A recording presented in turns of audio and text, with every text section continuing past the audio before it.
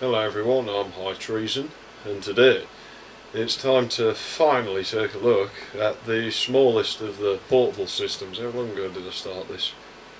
Bloody hell. And really I think this is the last one, at least for now. I can't really say we're never going to do this again, because, well, for one thing, this rather intriguing little device has turned up. And, well, if you know what it is, probably know that we will almost certainly be screwing around with portables again in the future. That is a given at this point, I think. But that aside, that's I don't know how quick that will be, because let's be honest, financially at the moment the Xeon build is going to be taking priority, because I don't want to be stuck on that Pentium D forever. That doesn't seem like an ideal scenario to me. So yeah, let's look at the little dinky portable. Let's have a look what's in there.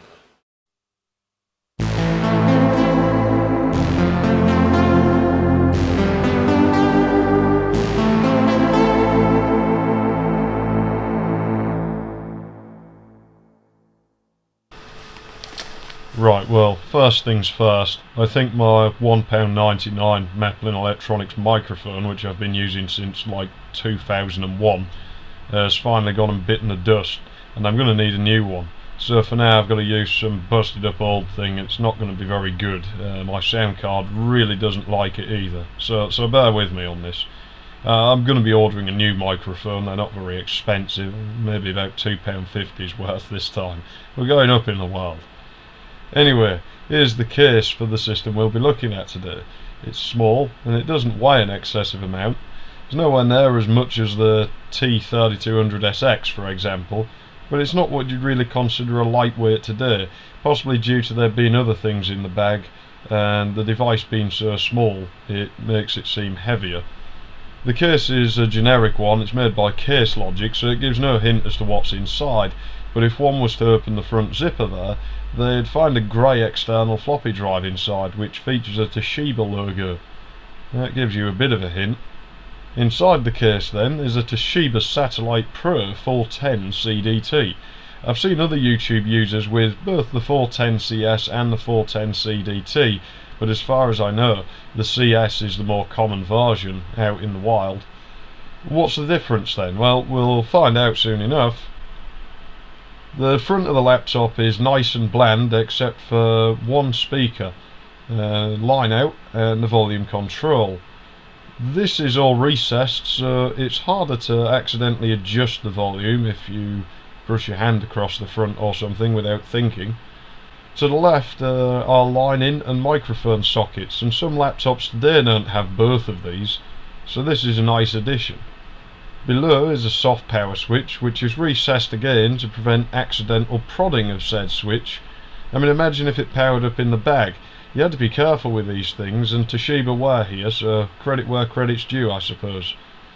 Two Pcmcia card slots exist too, and they're about as good as you'd expect them to be in 1995. I have a D-Link DE220 installed for networking. Would be pretty cool if I could find a Wi-Fi card that worked in Windows 95. I'd even be willing to put Windows 98 on, to be honest, if I could get that to work.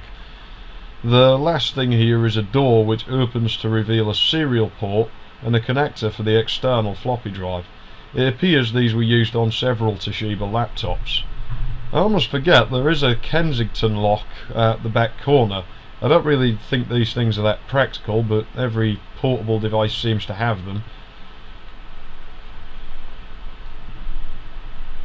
At the back it's quite tidy. A PS2 port allows for external mice or keyboards. There is a small fan. I've heard these can be problematic. A figure 8 power connector is provided, much the same as the one on Mullet Man's boombox. Oh, damn it. Yeah, everything was figure 8 cables back in the 80s. We had boomboxes, we had TVs, and one time, yeah, I used one with my Scalextric set, and I got my friend to come over and play with it with me, and he like killed himself. It was totally awesome. It's a real shame they don't often use these now. In fact, last place I saw a standard power connector on a laptop was on the dock for the Compaq Armada. Though I've seen images of industrial laptops produced after that time which used a standard power connector, so maybe they are still out there.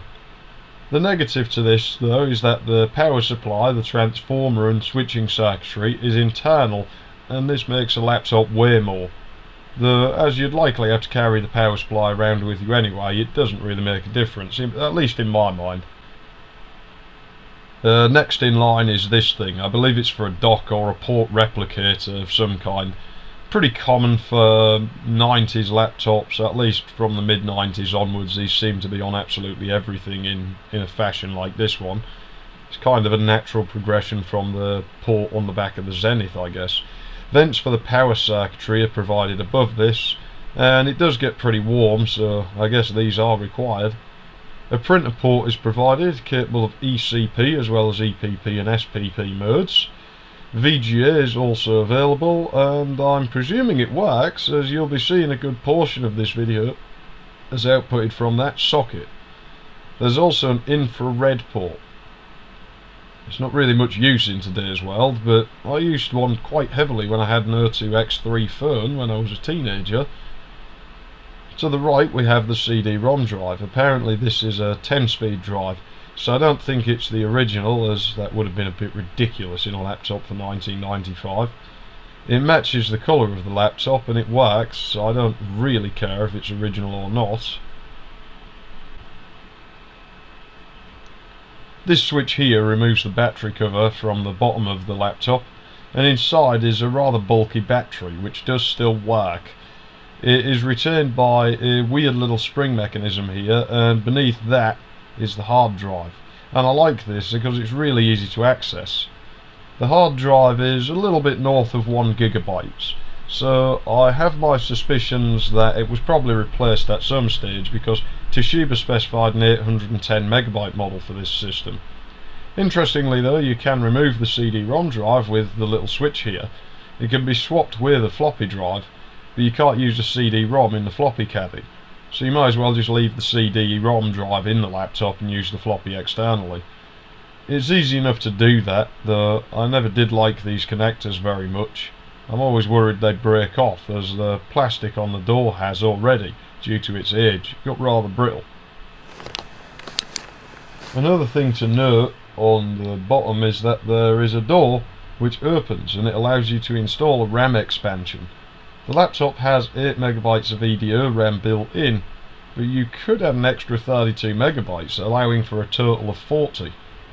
One thing that interests me is the lid. I mean, how they wrote Satellite Pro to face the user when the lid is shut, whereas the Zenith Slim Sport is written to orient correctly to somebody behind the laptop when it's open. Who decides which way up to put the text? Like, what are their reasons? What makes you think either way up is better? I'm just curious. I don't know. I mean, somebody has to decide this stuff, right? You can't just slap the writing on there diagonally or something.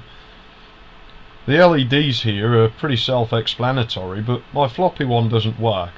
Not that this matters much, because the drive does, and that's what really matters to me. I really couldn't care less about some stupid little LED. The battery indicator is red, or orange, until the battery is full, at which point it'll turn green, at least when connected to the mains, because otherwise it just lights up red when the battery's running out, and the system's not connected to a power outlet.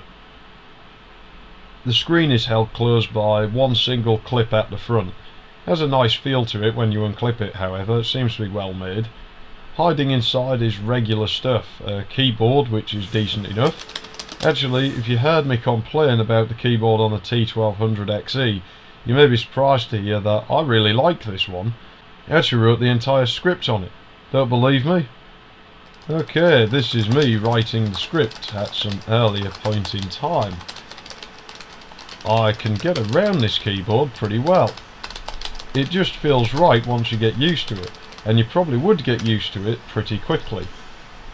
And one thing further to that is the fact that the mechanism of action does feel a little bit rubbery though. The keys feel like a normal keyboard. They have more than enough depth to them, but they feel a little bit spongy. I quite like it. I think it's no secret now, I absolutely despise clicky keyboards, so I actually quite like these, but I understand they're not to everyone's taste. The mouse is controlled by an acupoint device, or pointy stick thing, as I usually refer to them. I don't know if there's any real name for it. I like these better than the touchpads personally, and my only real complaint would be the fact that dirt does tend to build up on both it and the keys around it. At least my one is green, because some of them are fleshy coloured, and when you see someone gently prodding it around with his finger like that, it does look a little bit suggestive in my mind. Both the right and left button are provided for the mouse, and can of course be swapped in software. We see next to the screen that there is a label with the model printed on, an Intel Inside sticker advertising a Pentium processor, and I'm guessing that's an internal component, as the sticker does say inside, as well as a Windows 95 one there, which is about right, as this laptop was available with either 95 or Workgroups 311. There's also a built-in microphone. That's a bit snazzy, isn't it? Let's test it to read the next paragraph. Rather trivially, I should point out that this technically makes this the first piece of audio recorded for this thing. The plastic below the keyboard comes away and you can lift the keyboard out. I do not intend to take this thing apart too much, as it's a pain in the ass to work on, but it's really very compact in there. It's quite impressive really. There's a Chips and Technologies 65548 VGA card. It has 1MB of RAM, and it can display up to 1024 by 768 at 256 colours, 75Hz refresh rate. The screen is capable of 800 by 600 64K colour natively, but it can actually display the former resolution on a technicality known as virtual display, where the screen will just scroll around to show you areas that don't fit within the panel's native resolution. It was a bit pointless for me, and I don't intend to really play with that, but I can think of some scenarios where such a feature could be very useful. Interesting to me is the fact the video card can be removed. Apparently use a VLB interface, and I wonder if it could be replaced with the card from a different Toshiba laptop from this era. Some other satellites use similar looking VLB cards. It's not like a VLB slot in a PC though, it is proprietary. Mine's stuck anyway, because it's powering the cooling fan. For whatever reason no power gets to the connector anymore, and this thing seems capable of providing the power required. It was easier to fix it this way. CPU actually doesn't get that hot though. You can see it down there. Just. It's a mobile Pentium 90MHz with a 60MHz bus. Such a CPU was really more than capable of well enough in 1995, and it's rather efficient. It was fabricated on a 600nm process, and it seems to be a variant of the P54C core. Consumes between 1 and 10 watts and has north of 3 million transistors. And I'm going to switch back to the regular microphone now, but yeah, this thing's, well, I haven't heard it yet. It's kind of interesting though how Dell's XPS that I have, there's a version with a built-in webcam, and that doesn't actually have an internal microphone, so yeah, the Toshiba's kind of got it beat on that before chatting on the internet and people requiring microphones a lot was a common thing. Go figure. I'm going to be rather amused if that microphone turns out to be better than the one I'm using now. Maybe I'll have to go back and record all the audio on that. I mean, if I got the levels right, it could be. It's power time. Power! Oh god, no, not that again. No, I promise I won't do it again for the rest of the video. Right, well, it starts off with a simple B, and that's good enough. That's just like a desktop, right? The BIOS is accessible and simple. Nothing much to say about it. It's a laptop BIOS and it does what it has to do. Boot time is actually noticeably slow with a lot of noise from the hard drive. So I might replace that with a compact flash card, because I don't think this machine's slow and I'd not really trust that drive. It should use less power with a compact flash as well, so it seems like a worthwhile thing to do. I have both Windows 311 and Windows 95, but I don't really use 311, it's just what I put on to start with. and then changed my mind. Some weird idea came into my head about running both, and I sort of made it work, but I don't really recommend trying, so I just give up on that idea right now. I can't even remember what I did, to be honest. Either way, props to Toshiba, as they still provide drivers for this laptop online. How awesome! I should probably mirror them on my FTP though, because who knows if they might ever disappear, and I really need to get back into the habit of doing that. On the contrary, fuck you, Toshiba. I was on here just the other day and they were still there, and they've removed them now. So what's the point in this page even being here? Like, why does it need to be here now? That's fucking stupid. Yeah, I can register it still though. It's great, it's basically just a page that states the fucking model number. What's the point? I'll be using Windows 95 for most of this video. Well, it's plus 95 because I got bored and I had the disk lying around. Plus installs desktop themes and some other crap you're probably never going to use. One of them is Pinball, that Maxis thing that came with Windows NT, at least up until Windows XP I think. I don't really play that, I actually hate pinball games, and anyway, if I wanted Pinball I'd install Full Tilt 2, which is also by Maxis, and it's basically like the Windows pinball game.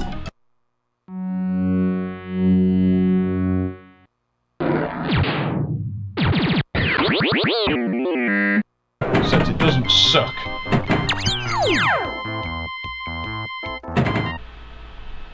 Here's a fun one. Try playing DX Ball with one of these pointing devices. That should put a new spin on things.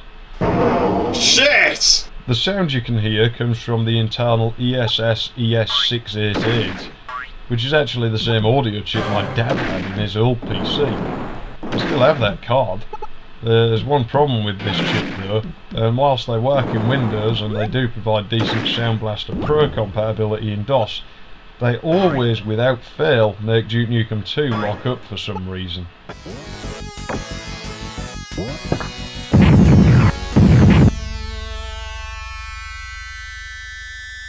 I don't really know why, but it means I have to play with the PC speaker. You can't even enable music. The internal speaker does go pretty loud though, it's something we'll confirm soon enough. If you look at the screen you might notice that it's actually pretty responsive for a laptop from this time. This is the big thing about the 410 CDT versus the CS model. It has an Active Matrix TFT Display. That's pretty impressive on its own, because many systems, the 410CS included, still use passive matrix display panels like the one in Zenith, only in colour, which, as we know, look a bit crappy, show lines streaking away from window borders and tend to blur things when they move around. This one though has a nice crisp picture and it works well. It does have this one dead pixel near the bottom, but you don't really notice that. I did have to look for that, like go over the whole screen trying to find one. It remains viewable from quite a wide range of angles as well, this screen. It's not half bad considering its age. It doesn't glare up too bad either. It does have the kind of matte coating. It's not shiny like this one where it's very reflective. And that's kind of why I like it dirty, because it makes it less reflective. This one I keep clean, I care about this one. That's about as bad as that's going to get. And I'll clean that off soon because it's annoying me. Couldn't care less about that. It does get pretty hot though, right here on this back edge. I've no idea what does this, as I've never had to dismantle the thing, and in all honesty, don't really try. I guess it could be something to do with the driver for the panel, or maybe the inverter for the cathode. Certainly something electronic in there causing that heat. Actually though, it's very impressive running Xeos on it, and we won't get sound on that of course because it's Gravis exclusive. Produces a strange broken picture, probably because the driver circuits have no idea what the demo is asking them to do. But response time, whilst not very visible with my 25 frames per second camera, can give the Dell and other newer screens a bit of a run for their money. It's almost watchable. It's not a small panel either, in fact it's just about right for me at this size.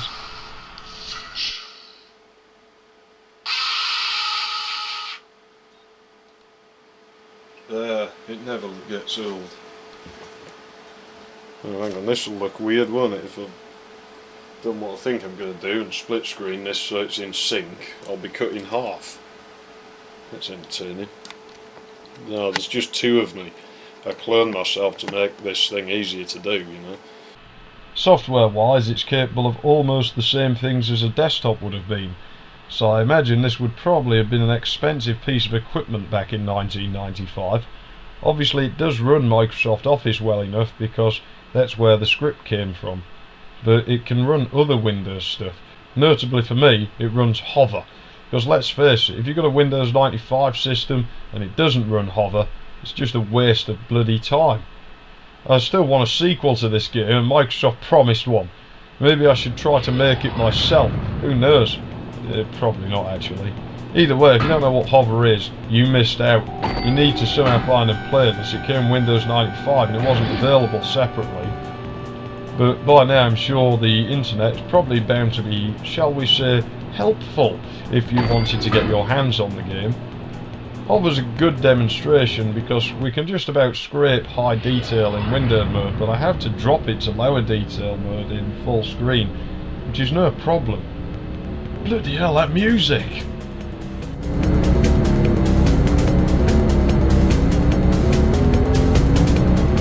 I might have to sequence that one, see what I can do. AVI videos can be played well enough, but only at their native size. Double sizing them makes it lag horribly. The VGA card is only a GPU accelerator. It doesn't have anything on board for this kind of task, so that figures. The CPU seems to be up to the task of handling it in full screen though. That's pretty smart.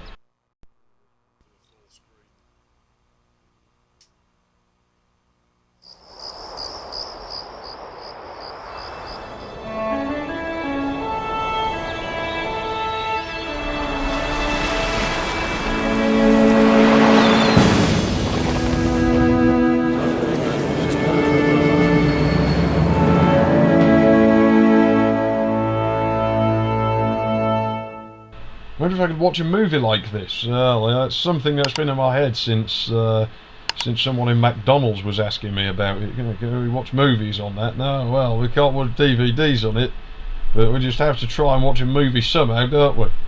Well, this was made possible by the magic of networking. The Pcmcia Ethernet adapter has this dongle with RJ45 and coax connectors. I never really liked these as they were prone to snap off. Pcmcia is awesome though. The devices you could put in there were almost limitless. You could install more drives, CF cards, modems, sound cards, and pretty much anything that was available for a PCI slot at the time was probably available as a Pcmcia device in some form or another.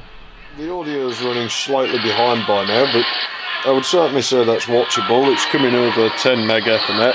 You can probably zoom out a bit and make out the lights blinking on the dongle there. And about 789 meg. I reckon we could get it down to 700, fit on a CD. But yeah, that's done okay. That's pretty cool. I can take films with me when I go places with this. Bit grainy, but in benchmarks, this thing looks decent. Comparing it to the Pentium Overdrive 83 box I have now, this unfinished Black Monster here holds its own.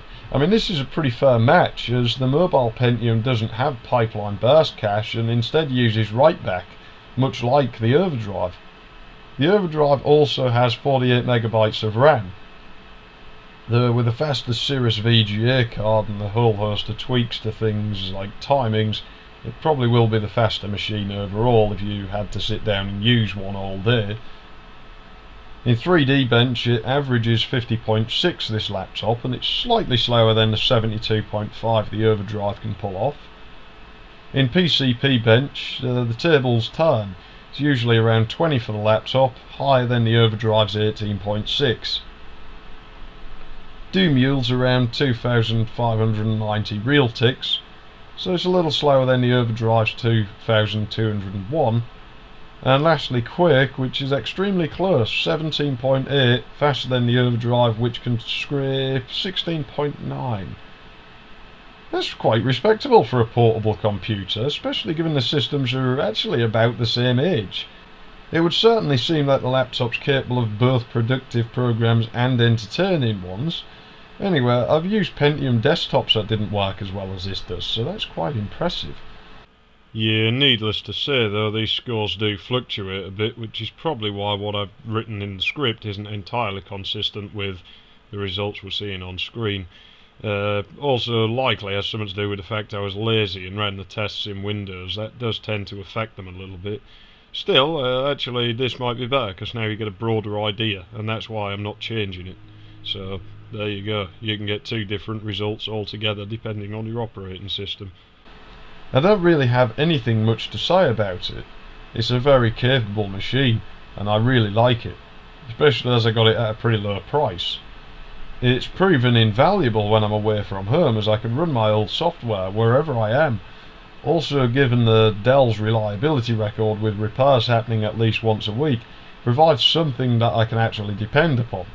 Sure, in today's world there's not really enough power to do a lot of things that we take for granted now, like go on YouTube, but it's enough to keep me entertained, and that's what matters. I mean, I can run Microsoft Word on here, I can run some games on here, and that's enough to keep me entertained. If it runs Duke 3D, hours of fun to be had. I'm not sure McDonald's find it entertaining though.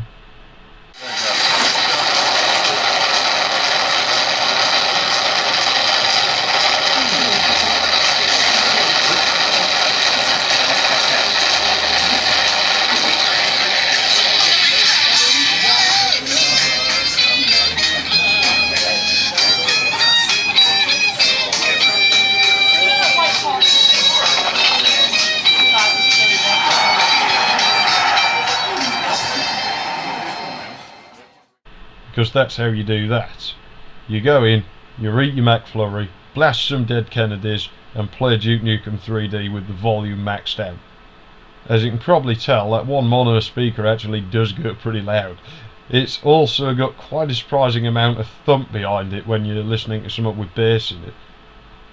Something laptops today don't always get right, though they do seem to be improving again with time. Another thing with this one is the fact that it has active cooling at the back there, but no vents on the underside. Now that was a really good idea. It obviously draws air in through those ones on the back. I hate the vents being on the underside on laptops now. I can understand the limits of a centrifugal blower and the desire to make something thinner, but PlayStation 2 slimline version managed to pull it off by using the underside of the board as a kind of duct to draw air in from the sides. And it just makes more sense in my mind not to place a vent in a location which is likely to have little or no airflow and just encourage dust into now a very dense heat sink, whereas before there were just a few little prongs, so dust wasn't really going to ever build up. Probably worth noting, seeing as this one does have active cooling, that the fan at the back there is actually rather quiet. This one makes a slight scraping noise, so I think I might have to get some oil in there. But yeah, it's actually really quiet. You can hear the noise of the workstation and probably even the Dell XPS in the background. It's much louder than this. So, although that has been modified, I suppose, so maybe that don't count. So Toshiba have done well to keep the noise down, but then it's a Pentium 1, it's not dissipating that much power. In fact, we said how much power it dissipated, so yeah, it's actually on par with a modern processor in quite a few ways. The design of this laptop remained popular for quite a while with Toshiba. There are other ones with similar model numbers that have faster or slower processors, and it seems there were even versions available with a Pentium 2. This was probably a good idea because the design clearly works, and all is forgiven Toshiba for the mistakes you made with the T1200XE, because they were all put right when you made these. We are of course comparing a budget laptop to a more upmarket one, as well as ignoring the age gap. Still, I state what I've always said, you can't just buy crap and expect it to work well. You might get lucky maybe 1 in every 100 attempts, but you're probably better spending a bit more on something nicer. And whoever bought this laptop when it was new clearly thought this way, and look at it, this thing's still working and it still has a practical use. So if that isn't longevity and getting your money's worth out of something, then, well, I don't really know what is, because this thing's 20 years old now. Yeah, I can't help myself. I started ranting. Well, whatever, I'll post on my fucking blog or something, who knows. Yeah, I'm high treason. Thanks for watching. It's early, so I think I'm going to go to sleep. That makes no sense. It's early, but I'm tired, so I think I'm just going to go to sleep.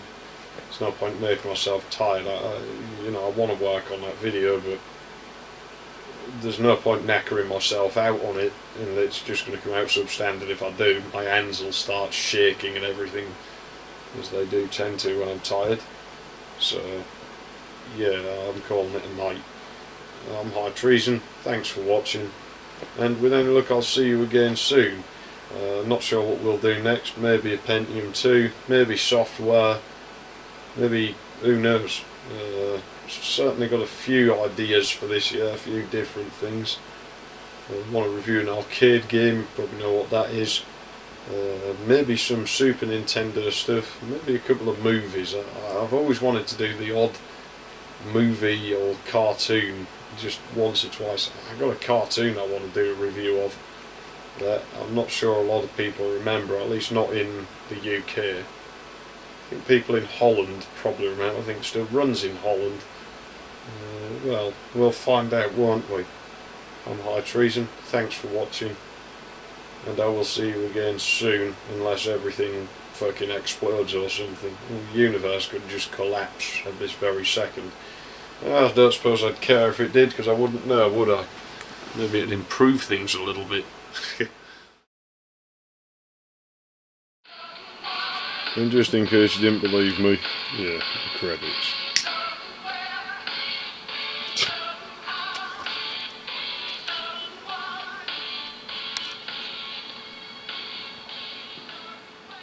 Can't read them like they're illegible.